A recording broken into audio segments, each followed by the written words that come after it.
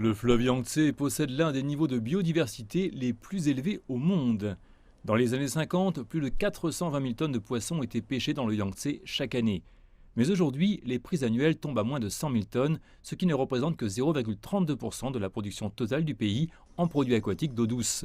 Cao Wenxuan, académicien chinois des sciences, a été la première personne à suggérer une interdiction de pêche le long de la rivière.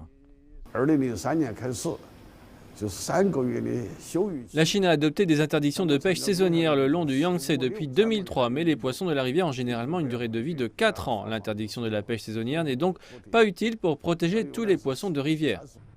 Le gouvernement chinois a accepté les suggestions de Cao et d'autres experts et décidé une interdiction de pêche de 10 ans dans les zones clés du fleuve le 1er janvier 2020. Presque tous les types de pêche ont été interdits dans 332 zones de conservation du bassin du fleuve Yangtze pendant la durée de l'interdiction. Et le 1er janvier 2021, l'interdiction est étendue à toutes les voies navigables naturelles et aux principaux affluents du fleuve.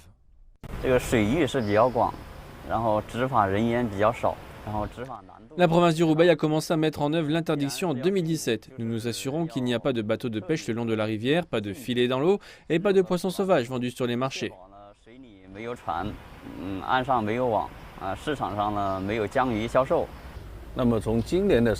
Jusqu'en décembre dernier, nous avons résolu 75 affaires pénales liées à la pêche illégale. Au cours des 10 prochaines années, l'une de nos tâches quotidiennes consistera à patrouiller la rivière pour voir s'il y a de la pêche illégale. Plus de 200 000 pêcheurs ont dû trouver un autre emploi après l'entrée en vigueur de l'interdiction de pêche d'une décennie. Il est difficile pour certains d'entre eux de l'accepter, mais beaucoup sont tout à fait favorables après avoir appris que l'interdiction de pêche est en mesure de reconstituer les stocks de la rivière en baisse rapide et de préserver l'écologie locale.